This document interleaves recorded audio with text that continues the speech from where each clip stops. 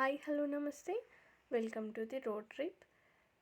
మనం ఇవాళ గానుగాపూర్ శ్రీ దత్తాత్రేయ స్వామివారి టెంపుల్కి వెళ్తున్నామండి. ఇది మాకు వచ్చిన ఫస్ట్ టోల్ గేట్. మేము కార్లో బయలుదేరాం. సుచిత్ర నుండి సాయంత్రం 6 గంటలకల్లా బయలుదేరిపోయామండి. మేము సడన్గా స్టార్ట్ అయ్యాం కాబట్టి ఈవినింగ్ 6 కల్లా స్టార్ట్ అయ్యాం. కాస్త ఎర్లీగా స్టార్ట్ అయిపోతే వ్యూ బాగుంటుందండి. మీరు కాస్త ఎర్లీగా ట్రై చేస్తే వ్యూస్ ఎంజాయ్ చేయొచ్చు. ఇది వచ్చేసేసి సంగారెడ్డి డిస్టిక్ అండి. కానీ మనకు సంగారెడ్డి ఎక్కడ టచ్ అవ్వదు. మనం సంగారెడ్డి సైడ్ నుండి వెళ్ళిపోతాం. మీలో ఎవరైనా టీ చాలా ఇష్టంగా తాగే వాళ్ళే ఉంటే సంగారెడ్డి దాటయ్యాక రోడ్కి అటు సైడ్ ఇటు సైడ్ 2 సైడ్స్లో ఒక ఫేమస్ టీ స్టాల్స్ ఉంటాయండి. మనకు లెఫ్ట్ సైడ్లో the famous tea house something ఏదో నేమ్ ఉంటుందండి. అక్కడ ట్రై చేయండి. టీ చాలా బాగుంటుంది. మేము డిన్నర్ టైంలో వెళ్ళాం కాబట్టి మేము ట్రై చేయట్లేదు. మీకు కావాలి అనుకుంటే ట్రై చేయొచ్చు, చాలా బాగుంటుంది. నెక్స్ట్ మేము డిన్నర్ వచ్చేసేసి హోటల్ తాజ్లో చేసామండి. ఇదే హోటలు. యాంబియన్స్ చాలా బాగుంది. ఫుడ్ కూడా పర్లేదు, బాగుంది. మీతో పిల్లలు ఉంటే చాలా ఎంజాయ్ చేస్తారు. అక్కడ పిక్స్ దిగొచ్చు. యాంబియన్స్, ఆ లైట్స్ చాలా బాగుంది. ఒకసారి ట్రై చేయండి. మేము డిన్నర్ ఫినిష్ చేసుకొని మళ్ళీ స్టార్ట్ అయిపోయాం. ఆల్మోస్ట్ హుమ్నాబాద్ వరకు వచ్చేసామండి. నైట్ అవ్వడం వల్ల వీడియో తీయలేదు. ఇది వచ్చేసి హుమ్నాబాద్కి 2 కిలోమీటర్స్ అలా ఉండొచ్చు మోస్ట్లీ.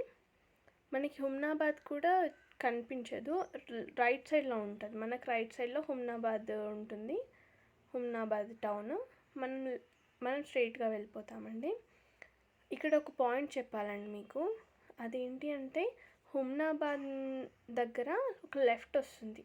ఆ లెఫ్ట్ తీసుకొని మనకు కలబుర్గి వరకు లెఫ్ట్లో వెళ్ళిపోతాం. 100 కిలోమీటర్స్ అలా హుమ్నాబాద్ నుండి కలబుర్గి వరకు వెళ్ళాల్సి ఉంటుంది. సుచిత్ర నుండి హుమ్నాబాద్ 160 కిలోమీటర్స్.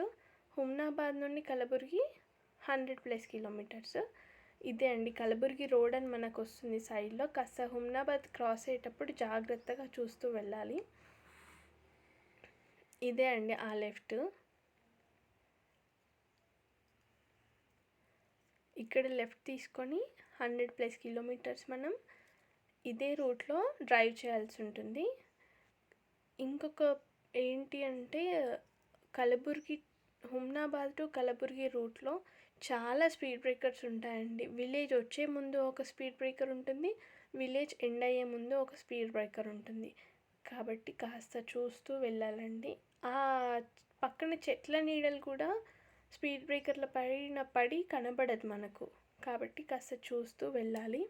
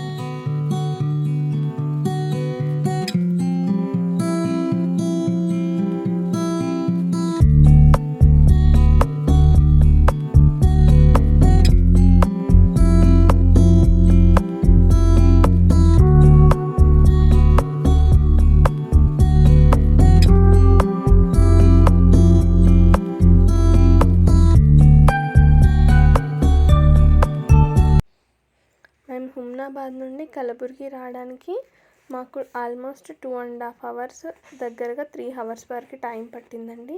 ఎందుకంటే మాకు 2 చిన్న పిల్లలు ఉన్నారు. అందులో నైట్ టైం కాబట్టి చాలా మెల్లిగా రావాల్సి వచ్చింది. ఇక్కడ నుండి గాన్గాపూర్ 6 కిలోమీటర్స్ ఉంటుంది. గాన్గాపూర్ దత్తాత్రేయ స్వామి టెంపుల్ దగ్గరలో ఉండగా మనకి ఇలా దత్తాత్రేయ స్వామిది ఒక ఆర్చ్ వస్తుందండి. ఆ ఆర్చ్ లోపల నుండి వెళ్ళాలి. మనకు కావాల్సింటే ఇక్కడ రూమ్స్ ఉంటాయి, సత్రాలు ఉంటాయి. మేము రూమ్స్ తీసుకున్నామండి. ఎందుకంటే మేము వీకెండ్లో వెళ్ళాం కాబట్టి రూమ్స్ ఆల్మోస్ట్ ఫుల్ అయి ఉండొచ్చు. ఎస్కేజీ అనే రెసిడెన్స్లో మేము రూమ్ తీసుకున్నాం. ఇది వచ్చేసి మాకు 1500 వరకు పడిందండి.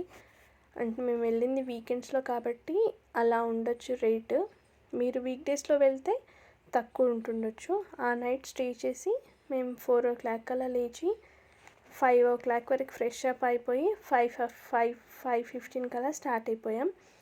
మేము ఇప్పుడు వెళ్తుంది సంగమం దగ్గరికి. ఇక్కడ వాటర్ రివర్లా ఉంటుంది. చాలా వరకు స్నానాలు చేస్తున్నారు, బట్ నాకు చిన్న పిల్లలు ఉన్నారని మేము చేయలేదు. స్నానం చేసి అక్కడ దీపం వెలిగించి లోపల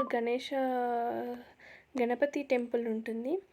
అక్కడ 11 ప్రదక్షిణాలు చేస్తే కోరుకున్న కోరికలు నెరవేరుతాయంటారండి.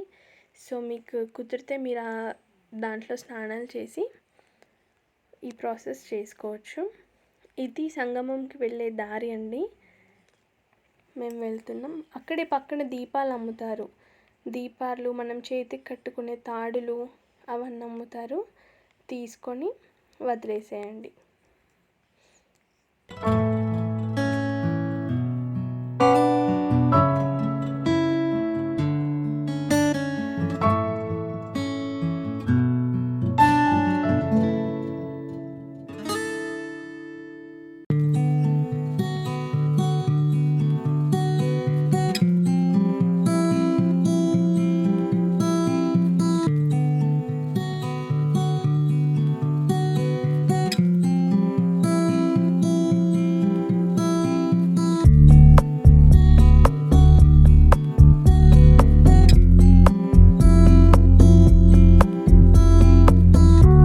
అండి మనకు కనిపిస్తుంది చూడండి, అది అవదుంబర వృక్షం. ఈ చెట్టు కింద లింగం, నందీశ్వరుడు ఉన్నాయండి. దర్శించుకొని ఇప్పుడు గణపతి టెంపుల్లోకి వెళ్ళిపోదాం.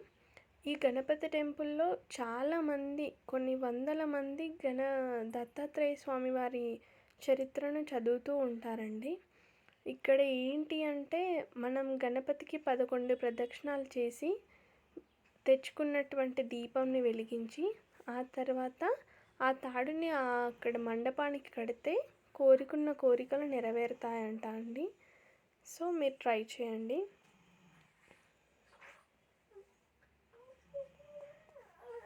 గణపతి పక్కన కాస్త దత్తాత్రేయ స్వామి వారు కూడా ఉంటారు. చిన్నగా ఉంటుంది గణపతి, బయట నుండి కనిపించదు. చాలా జనాలు ఉంటారు. ఇంకొకటండి, మీరు కనుక నదిలో స్నానం చేస్తే వాటర్ తీసుకొచ్చుకొని ఆ అవదుంబర వృక్షానికి పొయ్యొచ్చు. ఈ టెంపుల్ వచ్చేసేసి గణపతి టెంపుల్ నుండి బయటకు రాగానే రైట్ సైడ్లో ఒక దారి ఉంటుంది. ఆ దారి నుండి స్ట్రైట్గా వస్తే ఈ గుడి ఉంటుందండి. చూడండి, ఇది బాగుంది. నెక్స్ట్ గణపతి దర్శనం చేసుకొని మేము దత్తాత్రేయ స్వామి వారి మెయిన్ టెంపుల్కి స్టార్ట్ అయిపోయామండి. మేము మార్నింగ్ టైంలో లేవడం వల్ల మాకు సన్ రైజ్ టైంకి మేము దత్తాత్రేయ స్వామి వారి టెంపుల్ని దర్శించుకోవడానికి వెళ్తున్నాం.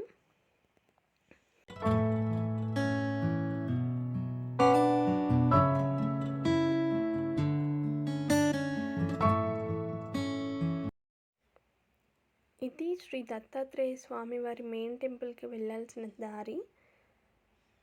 ఇది మెయిన్ గోపురం అండి. గోపురం లోపల నుండి వెళ్ళొచ్చు. పక్కన ఒక ఉంటుందండి, అది 200 రూపీస్ టికెట్కి. కావలస్తుంటే మీకు వెళ్ళాలనిపిస్తే వెళ్ళండి. జనాలు మాత్రం చాలా ఉన్నారు. ఇది దత్తాత్రేయ స్వామి వారి లోపల. మనకు కనిపిస్తున్న వాళ్ళందరూ నార్మల్గా శీఘ్ర దర్శనంకి వెళ్ళేవాళ్ళు. మేము దర్శనం చేసేసుకున్నాం. దర్శనం తర్వాత శ్రీ శనీశ్వర ఆలయానికి బయలుదేరిపోయామండి. ఇది శనీశ్వర ఆలయానికి వెళ్ళాల్సిన దారి. ఇక్కడ ఒక బుట్ట అమ్ముతారండి 100 రూపీస్కి. దాంట్లో శని పూజకు కావలసిన వస్తువులన్నీ ఉంటాయి.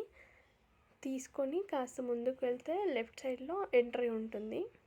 సో వెళ్ళాక లోపల 3 గుడులు ఉంటాయి. ఒకటి గణేశుడిది, ఒకటి శివయ్యది, ఇంకొకటి హనుమాన్ టెంపుల్. ఆ 3 దర్శించుకొని వెనకాల శనిదేవుడు ఉంటాడండి. మనం తీసుకెళ్ళిన వాడిని అలా ఇస్తే శనికి అభిషేకం చేసి పక్కన దీపం వెలిగించి వచ్చేసేసామండి. ఇదండి మా గానుగాపూర్ సందర్శనం. మీకు కూడా నచ్చితే లైక్ చేయండి, షేర్ చేయండి, సబ్స్క్రైబ్ చేయండి. ఇలాంటి మరింత మంచి ఇన్ఫర్మేషన్ కావాలంటే నా ఛానల్ని సబ్స్క్రైబ్ చేసుకోండి. Thank you for watching.